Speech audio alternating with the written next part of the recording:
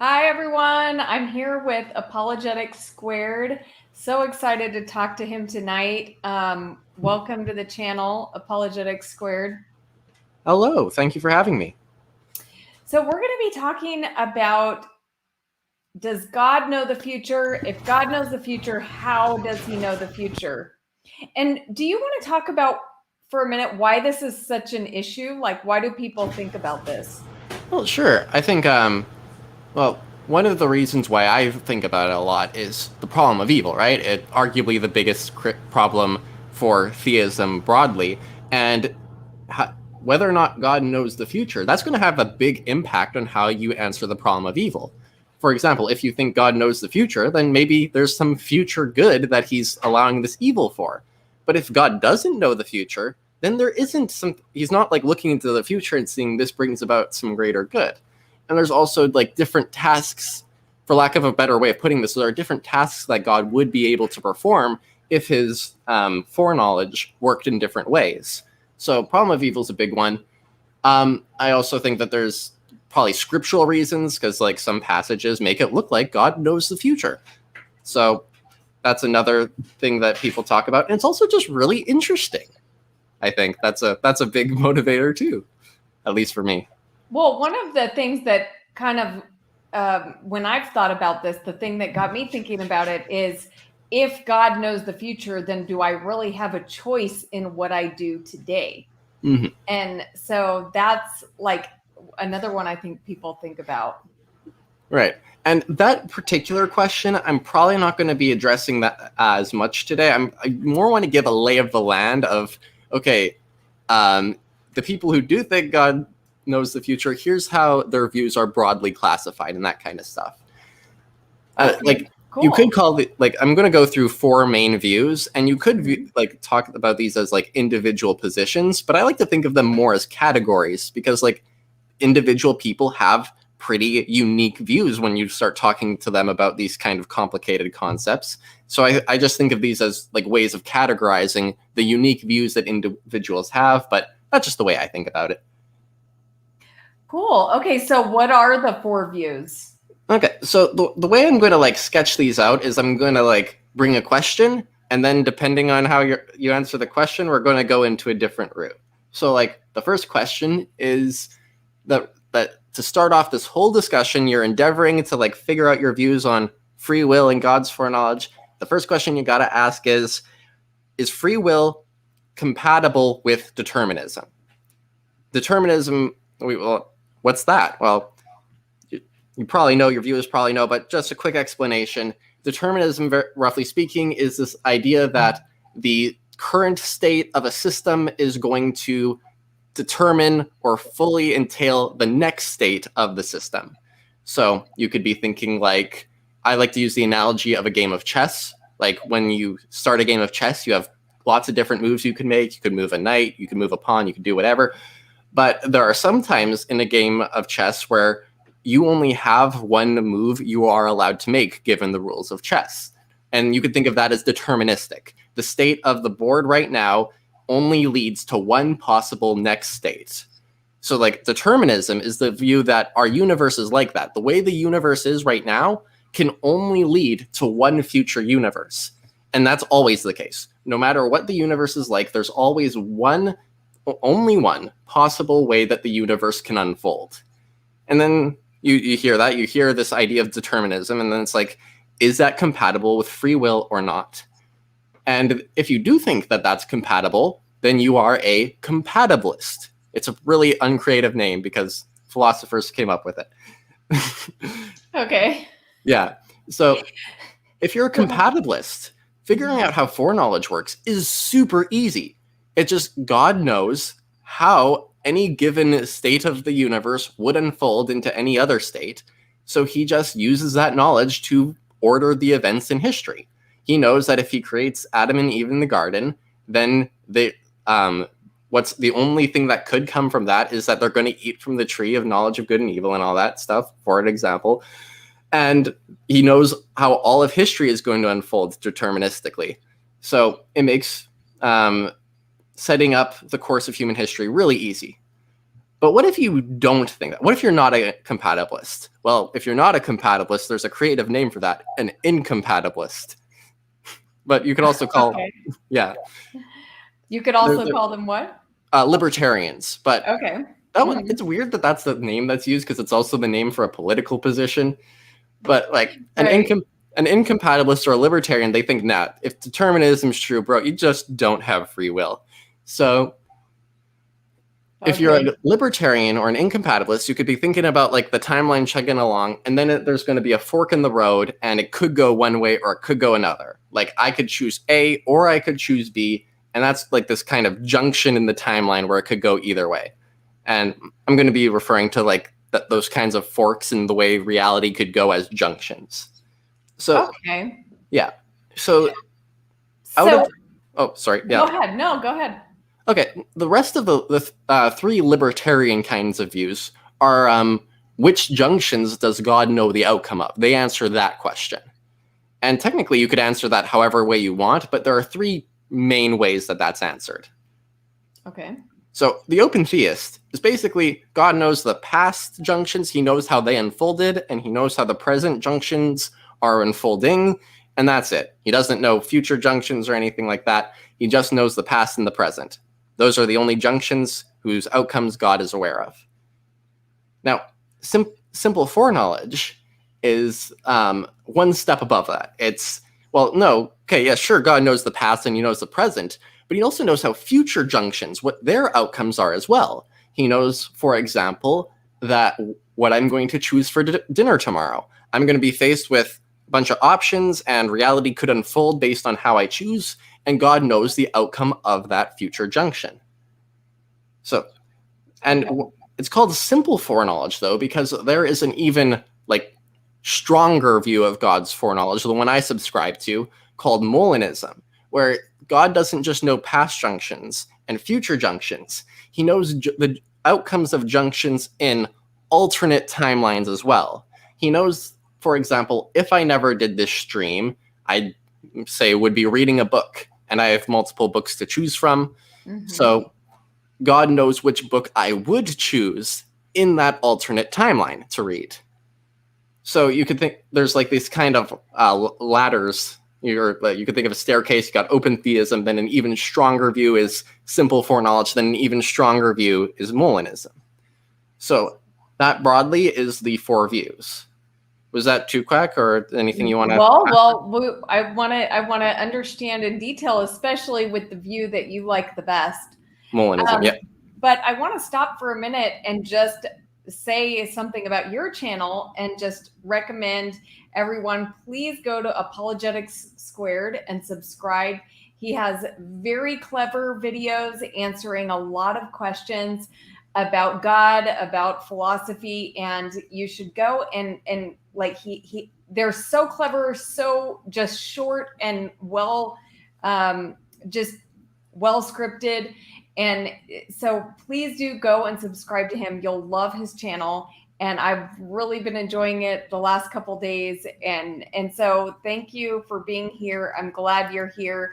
And I want to say hi to some people in the chat. Luke, hi, Luke. Good to see you. It's been a while. Hi, Kevin. I'm glad you're here. Hi, Sarah. And I don't know if Randy's still here, but I'm glad you're here. And Patrick, thanks for being here. And I guess this is a little bit of an unusual time for me to stream, and there's only 6 people on here right now, but that's okay because people can watch it later. So let's keep going. And why don't you tell me the idea that you don't like or that you think is least or most problematic? Oh, it's hard to choose between like open theism and divine determinism, because it's like, I don't like either of those views very much. Divine determinism, because I think that it doesn't capture like human freedom very well. And then open theism, it kind of just has like, how do I put this? Intuitively, it just kind of seems like a low view of God. Like if I'm thinking of a being that knows the future, he seems like way cooler than a being who doesn't know the future.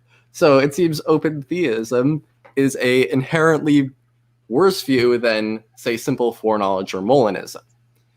And I was planning on talking about this later, but I could actually go more into like if that kind of reasoning is that actually something we should take seriously. Like, if you're an open theist, what you should say to that is like, hang on, man.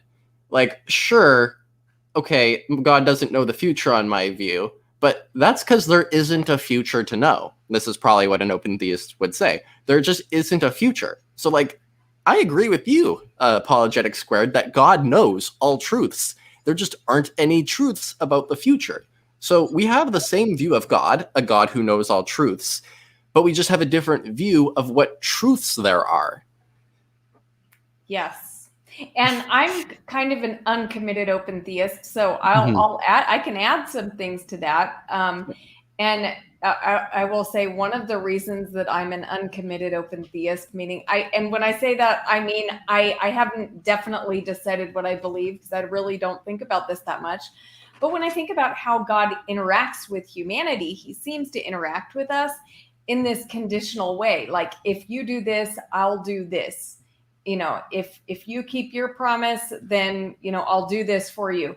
And so I don't really see, if God knowing the future, how he would be interacting with humanity in like an honest way. So that's one of the reasons I have a problem with it. And I mean, with like God's complete knowledge of the future.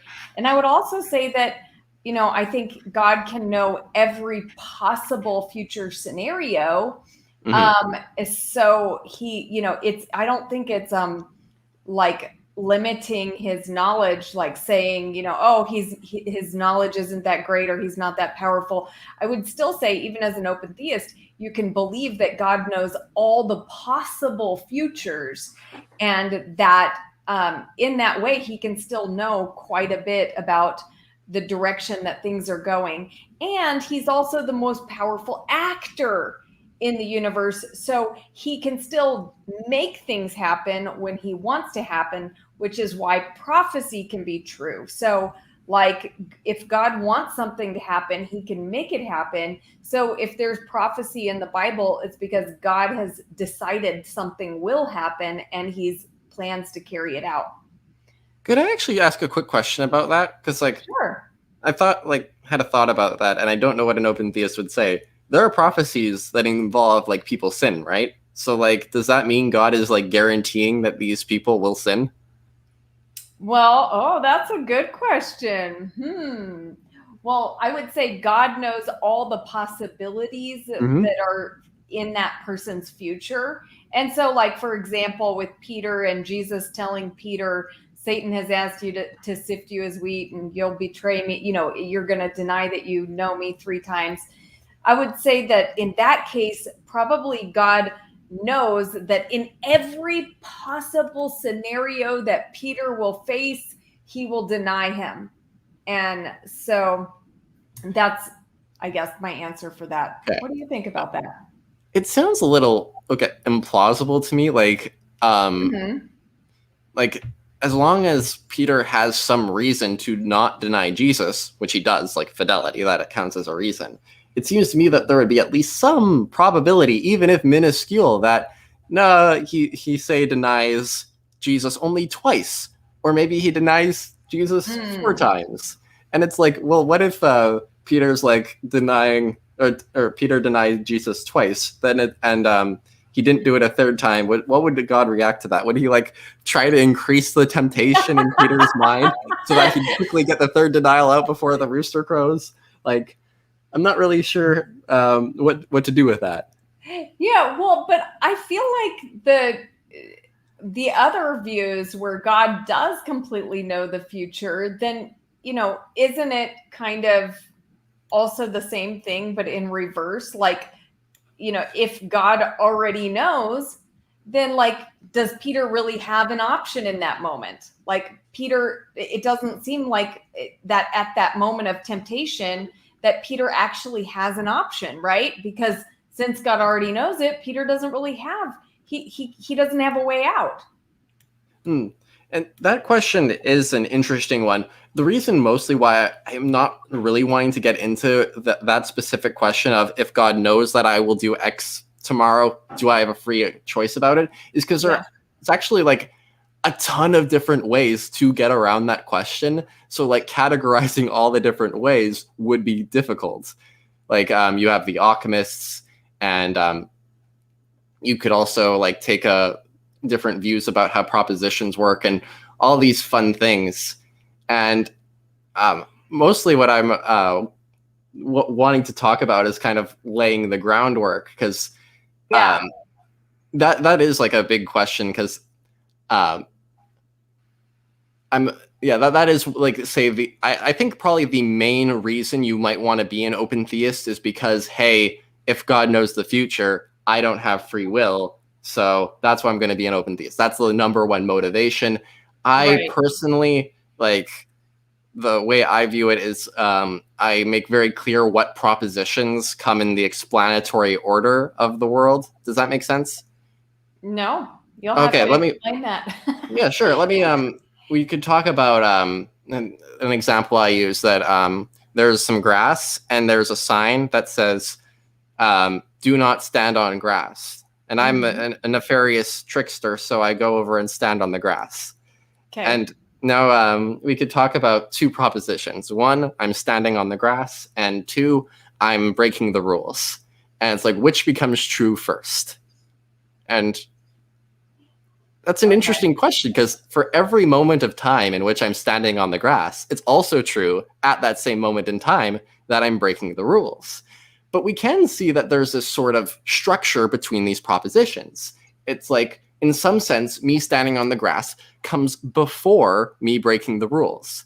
And this isn't like in time, but it is in explanation. It comes before, like, and we could the proposition that I'm standing on the grass explains the proposition that I'm breaking the rules. Does that make sense? Yeah, so you have to decide which one you're going with first. Well, no, the fact that I'm breaking the rules doesn't explain that I'm standing on the grass. It's only that it only goes the other way. The fact that I'm standing on the grass explains that I'm breaking the rules. Wow. I might be lost. But continue on. What? Oh, okay. So we could have this thing where, like, the way things are explained isn't necessarily in the same order that time progresses. And the fact that God knows the future, or that God knows that I'm going to do X, Y, Z, isn't explaining my decision. It's that my decision is explaining God's knowledge. So even though God's knowledge comes before in time, it comes after in the explanatory kind of structure of things. So I see. that's the more important thing. It's not about which comes first in time, it's which comes first in the explanation. That's what's required for free will. Okay, I see. That makes sense. Okay. Coolio. Cool. Okay. So where do you want to go next? Okay, so now I'm going to talk about the kinds of reasons you would have to, like, we have the compatibilist view. You just become a divine determinist. There aren't really any more questions for you. Your life is easy. I'd be jealous if it wasn't for the fact that divine determinism, because your life is so easy. But for the libertarians, they still got a lot of work to do. Like, how do you pick between these three views, which was open theism, God doesn't know the future; simple foreknowledge, God knows the future and the past, but not anything else; and Molanism, where God just knows all the stuff. How do you pick between those? Well, the big question that you're going to have to answer is, well, how does God learn things? And that seems a little weird to say. Like, what do you mean God learns things? Well, you have, no matter who you are, you're going to say, somehow the facts in the world translate into knowledge in God. So how does that happen?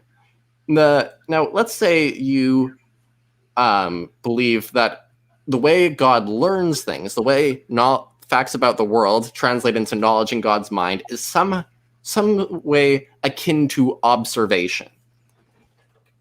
If that's the case, then your view of time is basically going to give you A theory or B theory. on Molanism, you can't say that God learns his knowledge through observation because he never observed alternate timelines. He never lived through them. But on A theory I'm getting ahead of myself. On open theism and simple foreknowledge, your view of, I'm stumbling over myself. That's okay. If you I believe think we need to get an understanding of what A theory and B theory is first. Yeah, I was going to get to that first. I was going to say, like, if you think that the way God learns is akin to observation, then you're going to either be given open theism or simple foreknowledge, depending upon your view of time. There we go. That was clearer. And your view of time, the two broad views are A theory or B theory. Mm-hmm. The A theory is that the present is special, and the B theory is that the present isn't special. Okay, you'll have to explain that too.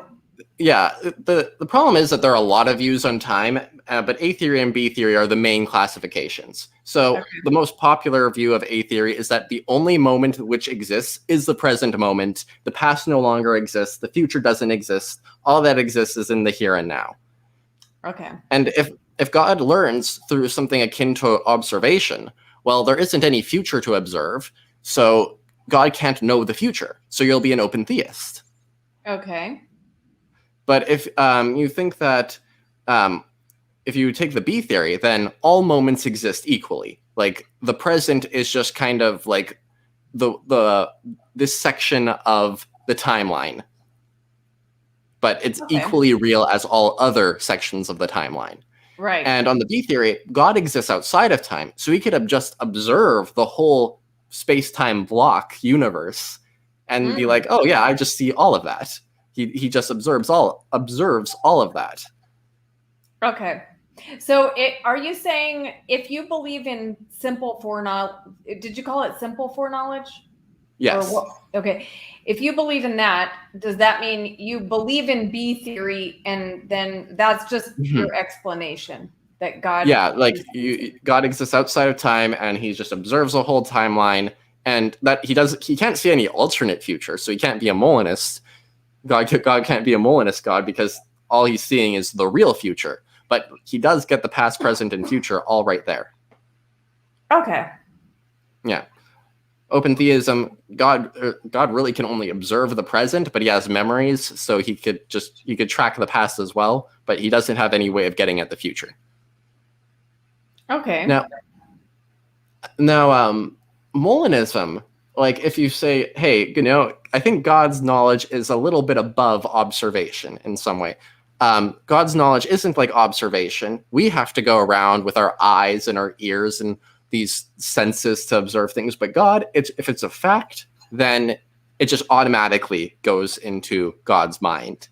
Or to put it another way, you could say, how does God know X? Well, he knows X because of Y. Well, how does God know Y? Well, he knows Y because of Z. Eventually, you're going to get to some level where there is a fact out there, and God just knows it.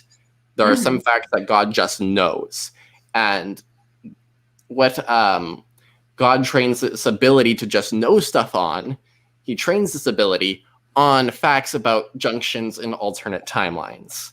So he has this ability to just know facts, and he uses this ability on these conditional statements. If Rebecca was faced with this junction between these different decisions, she would pick that one.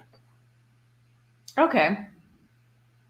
Now, somebody has a question here, and I think this kind of goes along with what you're talking about, so I want to, bring it up.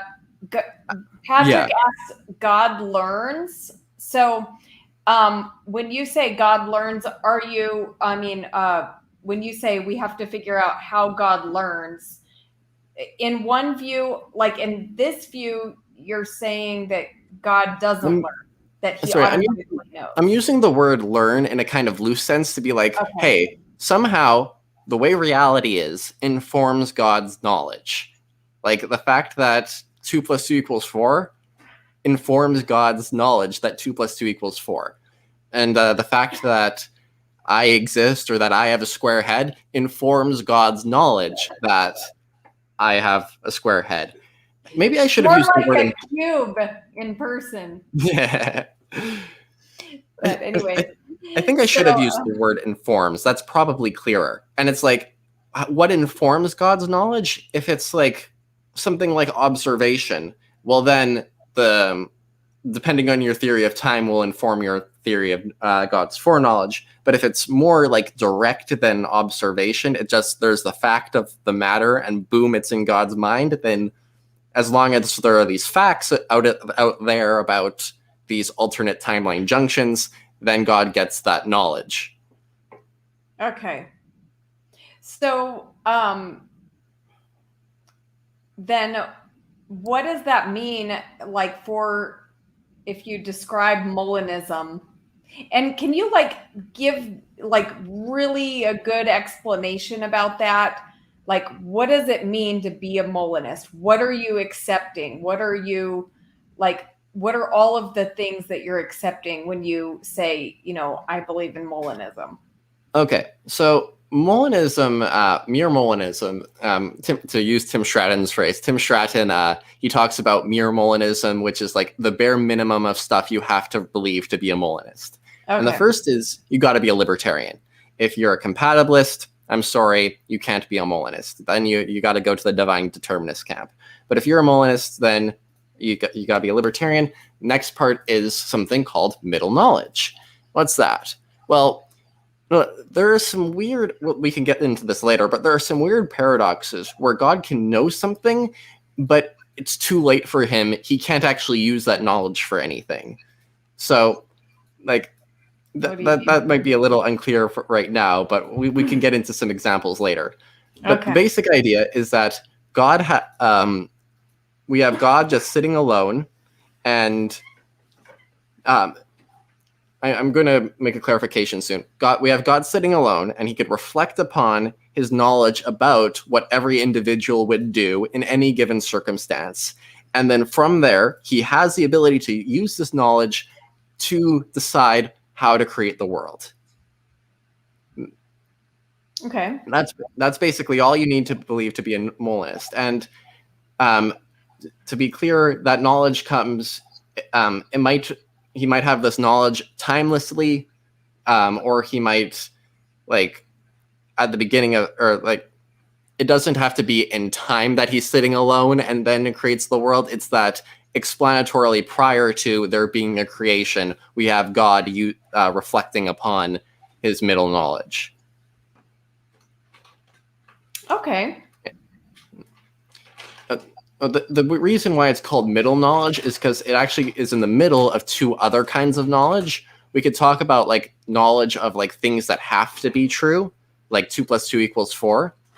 Mm-hmm. And if I choose to read a book, then I'm reading a book. Like, these are things that just need to be true.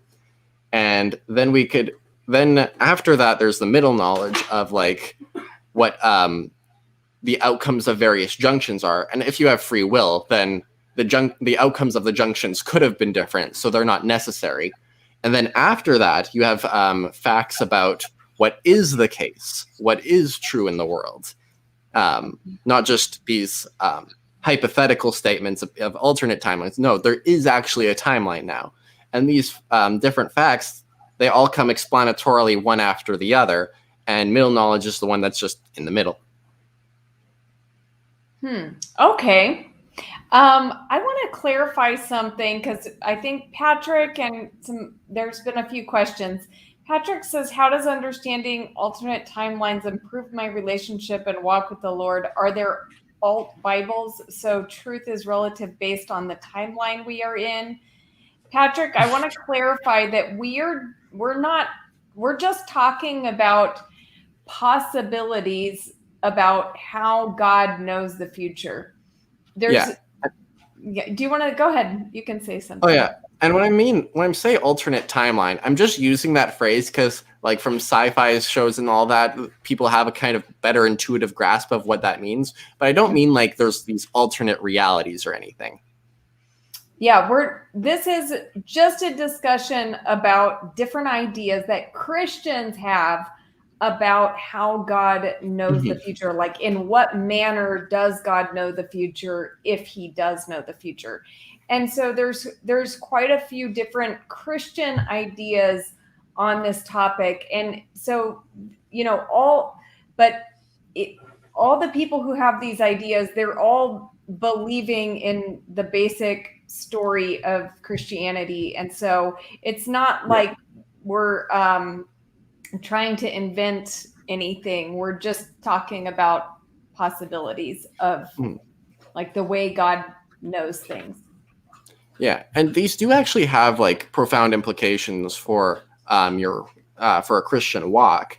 For example, if you're a divine determinist, you have to believe that like when God created the world, like the only thing that could progress from that world is like whenever you say sin or if something bad happened to you, that was the only thing that could have progressed from the prior stuff that God created and made, which seemed like you might be able to give some philosophical argument for why that's not problematic, but I think it should weigh on you, like that idea.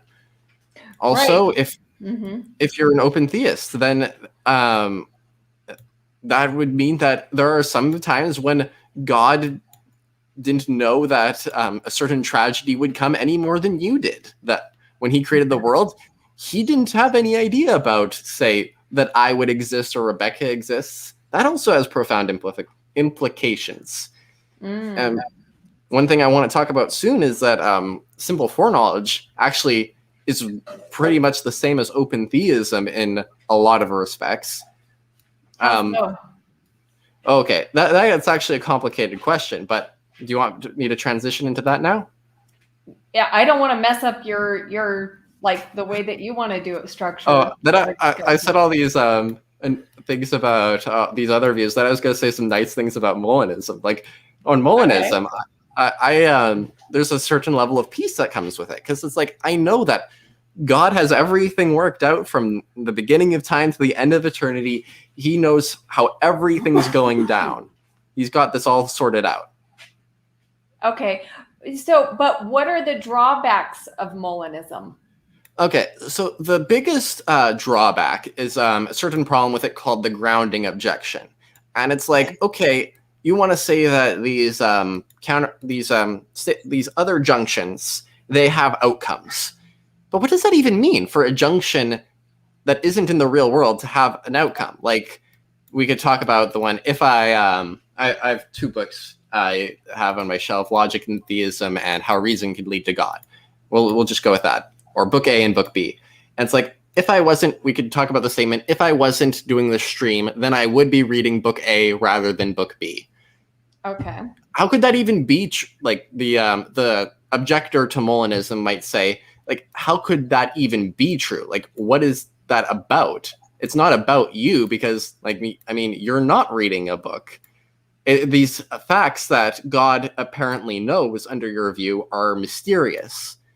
And even more directly, there's nothing that makes those facts true, which is impossible. If there's ever a fact, something makes it true. Okay. So is that the only drawback to Molanism? That's probably the biggest. Okay. Other people have, like, the one that's come up most in conversation, as far as I could tell, or like just in my personal anecdotal evidence, is like people think that it makes God too controlling. They like a God who isn't as hands-on, like a God who, and I don't really get that, but like that is a sort of response that I've heard. Okay, well, okay? I'm still trying to make sure I understand Molanism properly. Mm-hmm. Is this what we're saying?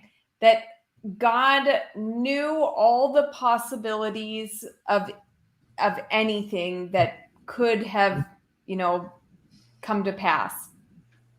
And God selected the universe or the unfolding or the timeline that he liked the best, or that was the best in some way, like, for example, for the salvation of the most people or something. So is that what we're saying, that God chose from the best of possibilities? Well, yeah, let me unpack that a bit. So there's we could talk about like possibilities. Like God on Open Theism say he knows all the possibilities. He knows how the ways reality could unfold.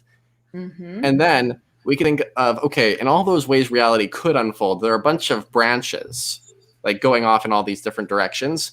And whenever a free creature makes a decision at one of those branches, there is going to be the way I picture it is like there's a little arrow. God knows that it would go this way. It doesn't have to. It could go the other way, but it would or it will go that way if we ever reach that part of the timeline.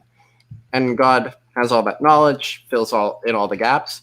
But there are still some junctions where it's actually God making a decision. There's junctions where God can decide, ooh, do I split the Red Sea for these people to walk through? Or do I just teleport them to the other side? And all like God has decisions to make as well. So after he surveys all of what free creatures would stumbled over my words there again. After God surveys what free creatures would do, he then goes in and fills in what he is going to do. Okay. So now, because he has all this knowledge, he can fill in the world as the best he wants. Like he has, like, put it another way, he has no risk in it. Like with open theism, for example, there's risks that God's going to have to make, but God doesn't have to take such risks under Molanism because he knows the outcomes of even the indeterministic events, even the events that even the events that violate determinism. Okay, well, I'll bring up an objection then that Danny had about this, and I think I agree with this. You know, if God like stepped in and decided all these things, is this really this is the universe, this is the way that he wanted things to unfold? Like a lot of bad stuff happens here. So like, did God really choose like for like that this would be the way it would play out? No, that is a good question, but I don't find, like, intuitively, this never seemed to me to be a problem with Molanism. It seems to be more of a problem with, if you like, this is just the problem of evil packaged under this is the problem of evil plus Molanism. Like, I could have put it this way: do you think that this is the world which most probably leads to what God wants? Is this like, even if we don't have certainty under open theism, we at least have probabilities. And it seems kind of weird to say, yeah, this is the world that most probably would lead to the kinds of stuff God wants. Okay. And now, the next part is we're going to get into the problem of evil, and it's basically what theodicy you like. Now, there are some theodicies which work way better under Molanism, such as the origin essentialism theodicy, the non-identity theodicy, that's the name of it. I have a video on the non-identity theodicy if you want to see that. It's a theodicy which doesn't technically require Molanism. You could be a divine determinist and use it, but it works very well with Molanism.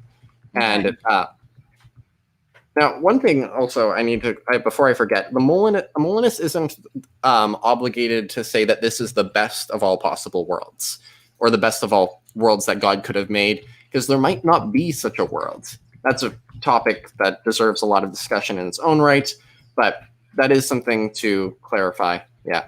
Oh, and actually, this is what Danny wanted to say as an objection. The biggest problem with Molanism, according to Trent Doherty, is that God gets the exact world that he wants. I actually agree. I do think that that's the biggest problem with Molanism, and I think that it is the one that I've wrestled with the most. Like, okay, I've wrestled with it from the stance of the proportion of people which are saved to unsaved. Okay. And it's like, well, why isn't the proportion higher? And I do have an answer to that, but it is like very complicated, and I'm planning on making a video on it because it's like complicated enough and it needs enough like math. Like, okay, that's how complicated it is. I need to like literally get into the mathematics of like probability and infinity to get into why Even if God gets the world exactly that he wants, we might still find ourselves in a world like this. Okay. What about, I just want to put up these just questions really quick for you. Kevin wants to know, does God know if the earth is coming to an end? On every view, the answer to that would be yes, because even on Open Theism, God knows, like prophecies are ensured by God's going to make sure these prophecies come about, even on Open Theism. But on all these views, yes, God knows that the world's coming to an end because that's what he prophesied. Okay.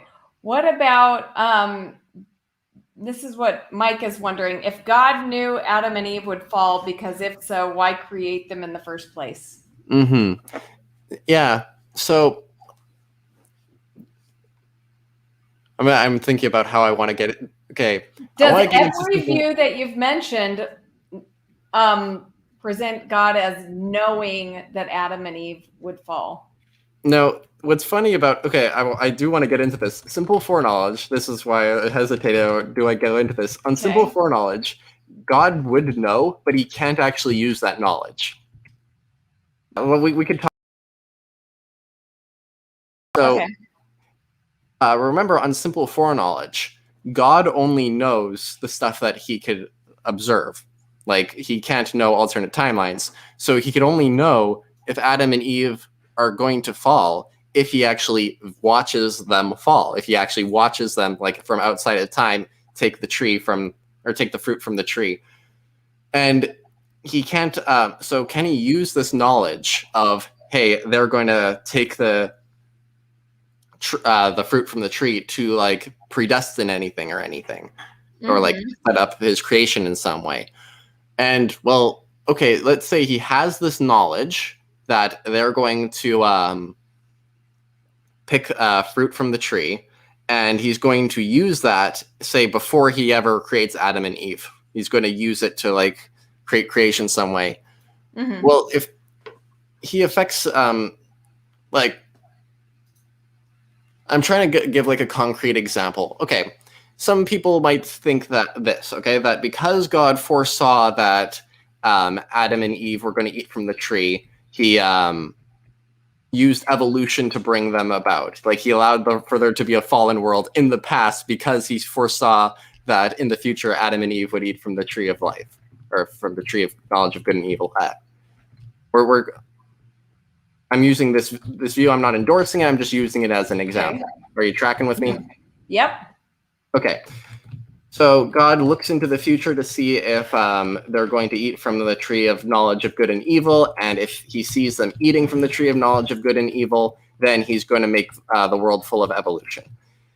Like all the pain and suffering from the evolution. If they don't eat from the tree, then he's just going to like give a nicer way of creating all the animals. Now, simple foreknowledge doesn't allow you to do that because God doesn't know whether or not Adam and Eve would eat from the tree until he's decided to create them. And he can't decide to create them until he's decided to like create the process that brings them about. And he can't decide the process to bring them about until he views what they choose. So you get this kind of loop. I think I went over that a little too quickly. Should I go over?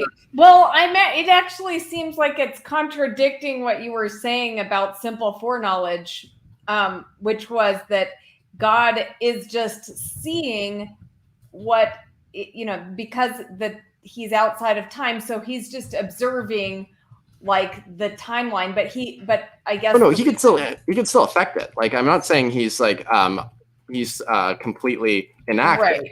He can still affect it. He can't change anything. He can't use the. I think what you're saying? He can't use the knowledge because then that would change the timeline, and he can't do that because it's just like something that's like. Yeah, that's basically what. Yeah.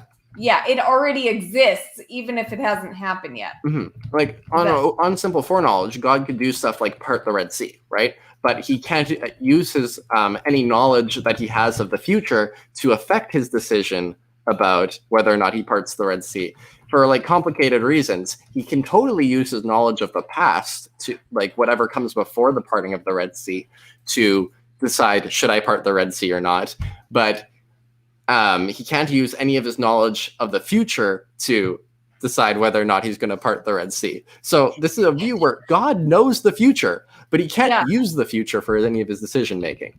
I'm laughing because this is getting a little timey-wimey. It's getting very,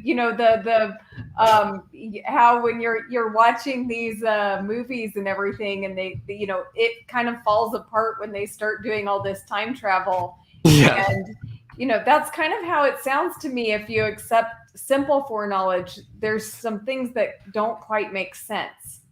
Well, it all, you can make sense of it, but at the end of the day, what you have is that the simple foreknowledge God, that's just how I'm going to phrase it, can do practically nothing that more than the open theism God. They have the exact same abilities about using the future to achieve their goals. There are some very specific exceptions, which are like really weird, because like you need like these causally disconnected events based off of, and it gets really weird. Like you need a super specific circumstances where the simple foreknowledge God can do anything that more than the open theism God. Okay. So there's a question about Adam and Eve. Yes. So on the open theist God and the simple foreknowledge God, God just got unlucky. He was like, he didn't want this to be a fallen world, but like, they freely chose it anyway. There was some probability, and God knew it. He took that risk, and it was he got, there's no real better way to say it than unlucky. Unlucky. Okay. Yeah. Yeah. I mean, they're not dice, they're humans, but the dice didn't roll in God's favor. Okay. So it sounds like you reject those views. So why do you think Molanism does a better job of explaining? Well, so one thing I want to make clear is that a Molinist wouldn't say God intended the fall, or they shouldn't. You could say that God can foresee something will happen without intending it. I mean, we do that all the time. Like, I could foresee that, maybe I'm watching something online. I foresee that they're jumping off a cliff. I could foresee that they're going to hit the ground, but they didn't cause it. And you could even set off a chain of events where you foresee the badness from it without causing it. One example is the trolley problem. That classic example, there's a trolley heading towards 5 people on the rails, and then there's another rail connected with one person tied on it, and I could pull the lever and direct the train from the trolley from the track with 5 people to the track with 1 person and save the 5 people. Mm-hmm. And when I pull the lever, I foresee that it's going to kill 1 person. But I'm not intending that. That is just an unfortunate side effect of what my real intentions are. So if there's something that's unquestionably evil, a Molinist could say that Adam and Eve would fall, right? Right. And what you have to say, a Molinist will have to say, oh, God sees some goods in the future, for example. Like a Molinist, not must, but they can say this, that God sees some goods in the future. And there are these possible ways to get to those goods without any suffering and any evil. But we just don't make the right decisions in all those possible timelines. The only possible timelines when you get the best goods, like say heaven or something like that, is with a bunch of evil in before it. The divine determinist has to say that, no, there isn't actually any possible way to get whatever goods God's after without the evil in the world. There literally just is no other way that God could have gotten whatever goods he's after. Okay. And so, so the Adam and Eve question with regard to Molinism, how is it different than the other views? How is divine determinism different from? No. I mean, we're talking about, did God know Adam and Eve would fall? Mm-hmm. And in the Molinist view, he knows it, but how is it different than the open theist and the Oh, divine determinists and the simple foreknowledge? okay. Throughout this stream, I have to kind of generalize because, like, to actually answer the questions. However, I want to stress individual people will answer differently. So if you meet somebody who's an open theist or a Molinist, don't just assume they'll answer the same way I do. With that out of the way, now that I've made that caveat, I could just answer it straightforwardly. For the Adam and Eve question, an open theist and simple foreknowledgist will say, yeah, God took a risk and got unlucky. The divine determinists will say, like, there's some good that this is literally the only way to bring it about. For example, I have a Calvinist friend, I was actually talking to him later today, who believes that the greatest, like, amount of pleasure, happiness we could get is when God glorifies himself. But the only way he could bring that about is if we see his justice, and the only way we could see his justice is if he's punishing the wicked. So literally the only way for us to get the greatest happiness is if that God punishes the wicked, but there can't be wicked unless there are people doing wicked stuff. So literally the only way for us to achieve our greatest happiness is if God allows wickedness to happen. So that's why there's wickedness. Like, God can determine everything, but in all the worlds where he determines no wickedness, he can't get us to be the greatest happiness possible. I don't know. That sounds. I'm not liking that view. Oh yeah, that's basically my reaction as well. The Molinists could say, "Oh yeah, there's like these greatest goods, like whatever you think it is." I think it personally, the suffering in the world is actually necessary for heaven. Like, God couldn't construct heaven without us, or without us suffering, I mean. And the reasoning why suffering would be necessary is complicated, but I could say, like, yeah, there are these worlds that are totally possible where we never need to suffer and we could go to heaven, but we make all the wrong decisions. Like, we would have to make certain decisions for that to actually work, and we never make the right decisions that will allow for heaven. The way I cash it out is in heaven we will actually have the free will to sin or to rebel against God, like Satan did. So what God's doing is setting it up so that we just won't make that decision ever. And for lack of a better way of putting it, the way God set up the world, it's ingraining into us that sinning is wrong and we shouldn't do it. It's dumb. That's the kind of purpose of heaven, the purpose of earth. It's so that he could actually have a heaven. Yeah. Okay. That makes sense. I like that view. Okay. Thank you. This is a good question. Do you think that these various views of divine providence, human freedom are primarily a philosophical issue, an exegetical issue, or both? If both, which does it lean toward? I think it's both and leans towards philosophical. Because, like, if you just want to be, like, serving Jesus, you don't need to know whether or not God knows the outcomes of junctions before he creates any world, or if you get an explanatory loop if you adhere to simple form. You don't need any of that. If you just want to follow Jesus, none of this stuff is necessary. It's good to have, I think, if you want to delve into it. And I think that the Bible does point you in certain directions in certain passages. Like I'm kicking myself because I didn't prepare passages beforehand, but there are certainly passages that make it look like God knows the future. And there are certainly passages which, just on the first reading of it, would fit poorly with God knowing the future. But I ultimately, because I think God knows the future, I think you can make sense of them. That's another topic. So, yeah, I think that it is. And also because of that, because I think the scripture can point in different passages, point in different directions, you won't ultimately have this is what the Bible says on this issue. You have to say scripture points in this direction. How heavily you think it points in that direction will be based upon your exegesis. But then it's also good if it points in that direction. You could also say philosophy points in the same direction or a different direction. So it's going to be both. And I think that like at the end of the day, the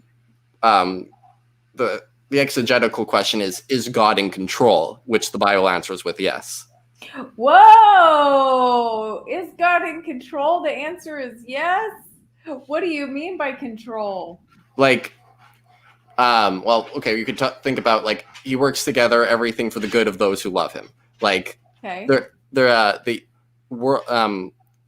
God isn't how do I put this? God isn't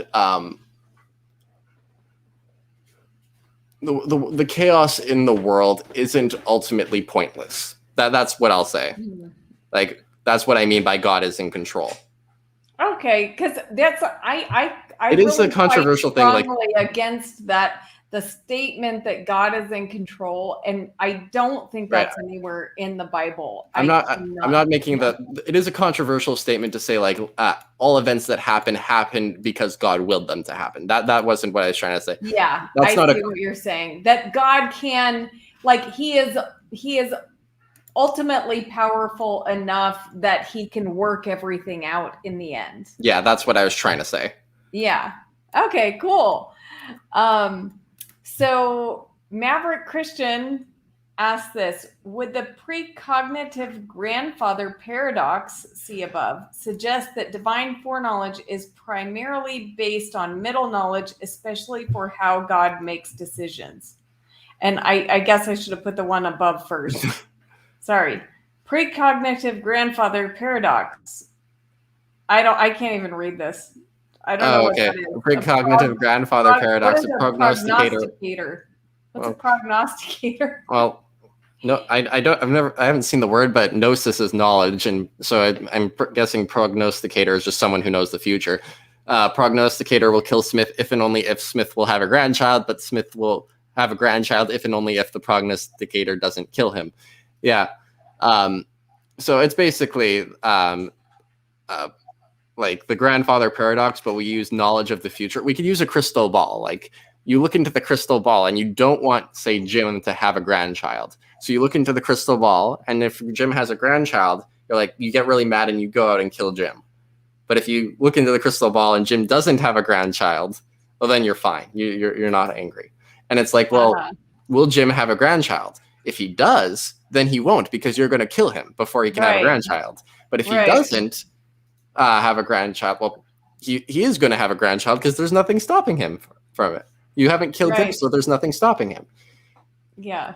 Oh, darn! Now I've forgotten his question. What was his question? Let's put it back up. It's: would the precognitive grandfather suggest the divine foreknowledge? Okay. Yeah, basically, because open theism and simple foreknowledge, they're functionally equivalent. If you want to say God is actually using some sort of knowledge of the future to order the states of affairs in human history, then you should be a Molanist. If that's the only view that really gets you that. Okay. Can you explain that a little bit more? Oh, right. So basically, I was very wordy in it. I think I didn't do a great job of explaining it, but that paradox that Wade brought up, can I use his real name? That Maverick Christian brought up, that paradox is exactly what simple foreknowledge struggles with. Because if if God decides he's only going to create Jim if Jim doesn't have a grandchild, he could only see if Jim has a grandchild if he first decides to create him. Now his decision is made outside of time, but you still get this sort of explanatory loop where he only can make the decision. Right. Like the decision is going to be based off of the outcome of his decision. Okay. And that's the reason why to avoid these explanatory loops, as a simple foreknowledgeist, you have to say that God only makes the kinds of decisions that an open theist God could make. Okay. So how does Molanism help with that? Well, on Molanism, God knows that he could see in this alternate timeline where I create Jim, he could just see at the junction where Jim's deciding to have a grandchild or not what Jim chooses. He doesn't have to create Jim to see that. On the simple foreknowledge, the only way God can get at that knowledge is by creating Jim. So because on Molanism, God doesn't need to create Jim to get at that knowledge. God just kind of has it. He could still make all these fun decisions. But then isn't God just making the decisions? Well, no.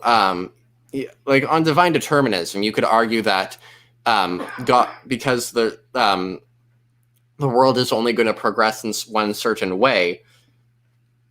Excuse me. Because the world's only going to progress in one certain way, that God is ultimately the one responsible for all of the decisions. But there are genuine possibilities that are like, when I face a choice, there is a real life possibility for me to pick B, even if I'm going to end up picking A. Like, you have to believe that, at least in some cases. Like, for example, you did pick A yesterday, even though there was a possibility that for you to pick B. We can talk about there being a possibility for A and a possibility for B, but an actual fact of the matter about which is chosen. And this is just in like the subjunctive tense. You would choose A rather than B. So we got possibilities, and then layered on top of that, the actualities. Okay, but I Can I guess try what explaining that again? I guess what I'm kind of picking at a little bit is that if Molanism is true, then God is, I mean, aren't we saying that God, if he didn't like what we were going to choose, he'd play with it a bit? Like, Yep. Yes. Yeah, I'd agree with that. I mean, I think that's a good thing. It's like, I So mean, if God, then isn't God really just a puppet master? If that, I mean, isn't that what Molanism is saying? It's like making God really just kind of toying around to get what he wants. that's what I was trying to get at earlier. Like, the objection that it makes God too controlling. Isn't he this kind of puppet master thing? And I'm like, I don't really get the force of that objection, because it seems to me like you could either have a God who's like going to see the Holocaust happen and be like, I don't want to be a puppet master. I'm just going to be hands off about the situation. It's like, well, okay, let's say that the Holocaust is some sort of like, I got to build in there. The Holocaust just is gratuitous evil with no greater good attached. Okay. It doesn't make sense in my mind, for God to say, I don't want to be a puppet master, so I'm just going to let this happen. Like, that doesn't. But isn't it even worse that the Holocaust did happen? And if God is, as the Molinists described, then God not only like saw it, but he also could have toyed with it and didn't. Right. So what a Molinist, well, what I say, I'm not going to use a Molinist. What I say is that if he toyed with it, then something worse would have come about instead. And it's like, whoa, well, what would be that worst thing that would come about? I make an argument that the way I cash it out is that God actually couldn't have heaven if he didn't allow a certain level of suffering. Like, the idea is we're going to continue to have free will in heaven, and we all have the ability to totally ruin heaven, but God is working to make sure that we don't choose that option. I want to make a video because, like, on the face of it, that sounds kind of weird. So I need to cash that out a bit more, but yeah, because that makes it sound like, oh, well, evil's a good thing for us here. And so, hey, why not have a little more evil in the world? Like, that objection is the more evil that happens here, the more we'll be convinced that evil's not good, and then we'll be, less likely to choose that with our free will in heaven. Do you want me to actually respond to that? Yeah, I do. Okay. So that objection I find interesting because it's like, well, okay. I think goodness also, like, yeah, God can make greater goods out of evil, but he could also make greater goods out of goods. So, like, just because, like, say I break my arm, I think that there's going to be a greater good that comes from that. But say I also don't break my arm, I think that there's also going to be a greater good that comes from that too. And like, okay. And we could also talk about, like, say there's 1 million units of evil in the world. If there's 1,000,000.1 units of evil in the world, then maybe that 0.1 units of evil isn't actually contributing to any greater goods. So God wouldn't even create this world in the first place. So if we actually did accept that logic and went around, say, murdering people so good may come of it, then this world's a horrible one because we're making all the wrong decisions, so God never would have created this one in the first place. Well, wow. This is quite complicated. So, oh, yes. Okay. I love it. So, okay, where are we going from here? Oh, the main things I wanted to talk about were what the four main views are. I have two. I wrote down some bonus ones, but bonus things we could talk about. But there are only two things we haven't really covered so far. So we have first a question that you have. I don't know if you have any Calvinist listeners. Do you have any Calvinist listeners? Oh, well, I've probably scared them off because that's kind of like one area of Christianity that I criticize sometimes, but I do love my Calvinist brothers and sisters, and I actually go to a Calvinist church. Oh, that's interesting. Yeah, God's funny like that. So, yeah, I go to a Calvinist church, but I don't know if I have any Calvinist watchers. I don't think I do. Okay, I was just going to talk about local. I was just going to talk about the relation to Calvinism and the particular view of foreknowledge you have, because what's really interesting is that you could be, in theory, a Calvinist and accept any of these views, but all Calvinists practically end up picking divine determinism because it just fits so well with their theology. Right, absolutely, yeah. Like, divine determinism fits really well with this kind of view they have of God and the world, but you could be a Molinist Calvinist. Like, there isn't anything logically contradictory about that. The Calvinist belief system is compatible with God having this kind of knowledge that Molanism says he has. So that is a very interesting question because, it's kind of, you have these things online like Molanism versus Calvinism, but that's like comparing apples and oranges. You have soteriologies such as Calvinism and views of divine foreknowledge. They're on different playing fields. Okay. Yeah. So you're saying a Calvinist can be a Molinist, and that's not really a problem. It doesn't interfere with their Calvinism. Right. And an Arminian could be a divine determinist. They could think that... no. Well, it gets pretty complicated, but you could say that certain kinds of actions that God does would interfere with freedom, but other kinds of actions, even though they're deterministic, wouldn't interfere with freedom. So God, he's trying to draw people to himself without using any coercive tactics, even though all his everything is ultimately deterministic. Now, that's going to be a really weird view, and it's going to be hard to make sense of consistently, but it isn't logically contradictory. So there's this kind of interesting duality to foreknowledge. It's like everybody has, for practical reasons, these soteriologies match up with these views of foreknowledge, but you don't have to have that correspondence. Okay. Now, another point I wanted to talk about is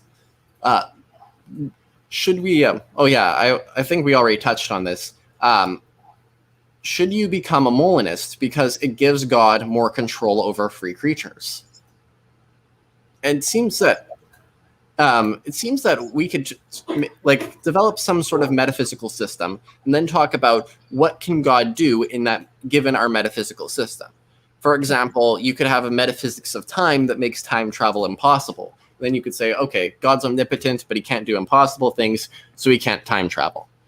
And reflecting on ontological arguments, I realized that the way that we should structure our metaphysics, it seems, to glorify God as much as we can, is to go the other way around. We say, okay, we understand what a perfect being is like somewhat. We have this kind of intuitive understanding. How can we develop our metaphysical systems that to best reflect that and give God glory? For for example, I want to make God as powerful as possible. I want to adopt a metaphysical system where God is just ultra powerful. So if my view of time makes time travel impossible, maybe I should adopt a different theory of time to give God that power, so that I could have a higher view of God. I think that that's what should be a goal of our metaphysics, to have a high view of God. Mm-hmm.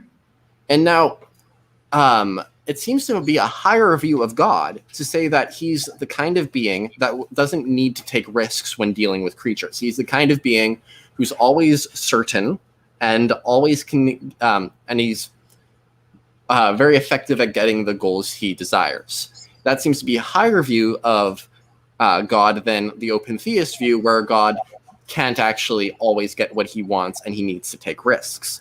So if you have a metaphysics of time, or of truth, or of propositions that make that force God into open theism, I think that you should, if you can, reject that view and replace it with a model where Molanism is possible. Well, see, I'm gonna push back on this because I'm not surprised. Maybe I'm a little more of a committed open theist than I thought. But like, I don't think that it makes God a less perfect being that he's willing to take risk. In fact, like, we often commend people who are willing to take risks to get what they want. And I think God, so I think it may be a greater testament to how awesome God is that he was willing to take a risk on human beings, and that he can still, no matter what, unfolds as a result of that risk, he can still bring it all together and work it into a mosaic, a beautiful mosaic. I have a video called If God Isn't Courageous, Then He Exists, where I talk about this kind of idea that, or about God's character. I talk about God's character and statements like, is God willing to take risks? And I could actually agree with you and say, if God didn't have his middle knowledge, he would be willing to take a risk on humans. Now, he doesn't have to, because he has this ability to just know what humans will do in advance. But yeah, he'd totally be willing to take the risk. And the thing that you just appealed to, as far as I could tell, is God's willingness, and how this willingness is a great making property. It's a property that gives you a high view of God. But because we could both have that property in our systems, then that doesn't actually give you one reason to prefer it than another. Well, it does. I still have a reason to prefer it. And that's because I think it's a higher view of God, that God isn't controlling everything or choosing the best outcome that, he prefers, but he has actually created free moral beings. Well, Molanism does have free moral beings. Like, it's free and moral. Both of those are. Yeah, but it doesn't sound that free. Like, it sounds like God is still manipulating things.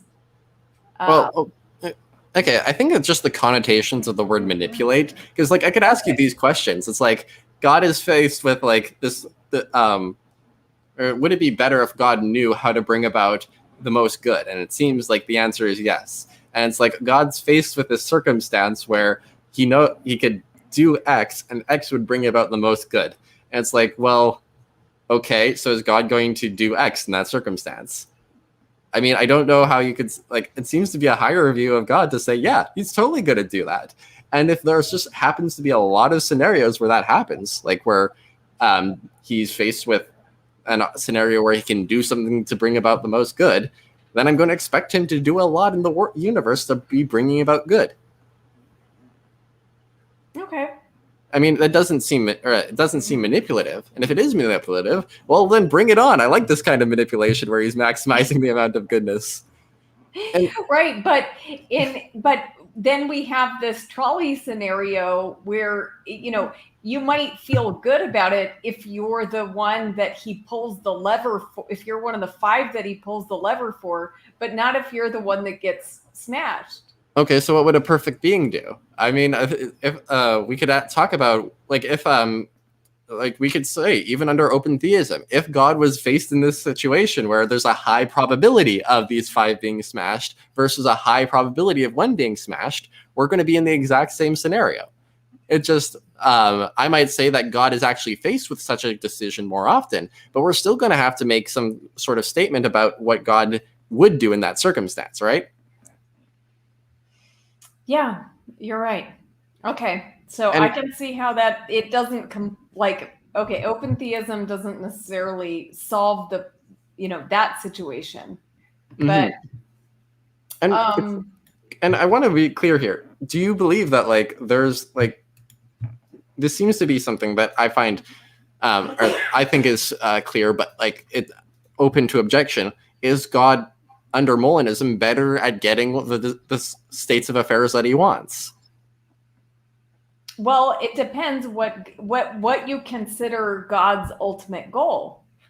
And so I wouldn't put God, I think God gets what he wants with creating free-willed moral beings who actually make choices that affect the world. And so, and then who have the choice to come to him or to reject him. And so, I feel like he's getting what he wants, even if he's not getting what he wants in every scenario. Okay, so I'm gonna push back on that a little. Okay, like, God obviously has some desires about that go beyond there just being free moral agents. He also wants things like there to be less murder and less pain and less suffering. And it seems like, go ahead. Sorry. Oh, so he has all these other desires, and it seems like, or I'm going to use a specific one, just not to sin. And it seems that on Molanism, God's better at getting that desire fulfilled. Yeah, in the idea of Molanism, but when we look at the real world, does the real world reflect God getting what he wants? Well, I think that open theism doesn't solve this problem. Like, we could think of failed assassination attempts on Hitler. Okay. Like, we could have God sitting there being like the probability assessment and there's this assassination attempt on Hitler, and it's getting pretty close, but it's like, is God going to help it work? Because, like, he knows that there's this Holocaust happening. It seems that God isn't off the hook for, or like, say, giving Hitler a brain aneurysm or something like that. These kinds of things. There's a lot of stuff the open theist God can do that would obviously, like, increase the amount of good in the world. And it's like, or like, I could bring up worse ones, but I don't know what rating your channel is, like PG-13. Yeah, I'd say keep it PG-13. Yeah. Yeah, but I mean, I'm sure whatever you're gonna say is gonna be okay. Go for it. Oh yeah, okay. There's like people who are being raped, and it's like, it seems that the open theist God could stop that, right? And it does. So why doesn't he? It seems like we're both in this boat where we have to come up with some answer to these dilemmas. It seems that the only difference is that, on your view, God's taking risks about whatever the good is that he's getting, or that is, like, coming from this allowed evil. Well, I guess it's becoming the problem of evil, right? I mean, well, that's all it ever was. What we're comparing is how well do our different views answer the problem of evil. When you say look out at the world, you're telling me to look out at the evil in the world and giving me this problem. Some may call that the problem of evil. Well, see, for me, this very much is my open theism is more about what I see in the Bible and what it means that I have a choice today. And so, so it's much more about, like, God knowing the future, like restricting my ability to choose what I'm going to do today. So that's it wasn't really a problem of evil thing that, like, kind of led me to open theism. Well, So all I'm saying is it shouldn't be something that keeps you out of Molanism, because it's going to be an equal problem on any view. right. I think Molanism actually gives you more tools than open theism does, because like I could say that God isn't he's not risking anything when he allows a certain evil. Like maybe that person got raped and there was a chance of a greater good coming from it, but God got unlucky and there is no greater good. That seems terrible. Like as a Molinist, I never have to deal with, like I don't have to think that happens. And like saying that God never causes that to happen seems to be a higher view of God. Anyways, there's a question on screen. Well, I mean, yeah, we'll just answer this for Thank Yes. You, Jesus, because he or she just joined. But so it does open theism deny that God knows the future. It denies that God, it denies that it leaves open that God knows possibilities for the future, but not that he doesn't know the future because the future hasn't happened yet. Yeah. So it's kind of like, just, how do you think about time? Is the future something that already exists that can be observed? Is it something that's been determined, or is it something that's still yet to come, and so therefore it's not encompassed in God's knowledge? So yeah, open theism says God doesn't know the future completely. So, but where were we before we got? Yeah, but see, this is the problem. The Molinist, God chose that scenario where the person got raped. Right? Yes, or rather chose to allow it, which we both agree on. Well, in the way that if someone gets raped in open theism, we could say, well, God could have acted. Yeah, right? And he chose to allow it. But it's a little bit different level of choosing, isn't it?